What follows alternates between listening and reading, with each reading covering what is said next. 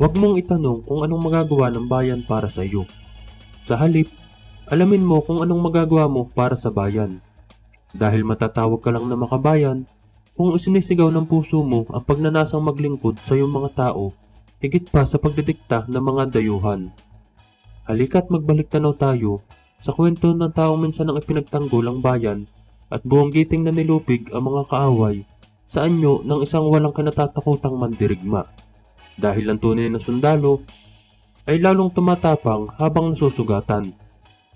Ang kwento ni Major General Paulino Torres Santos Sr., mabagsik na pinuno, bayani, tagapagtanggol, tagalikha, Medal for Valor recipient.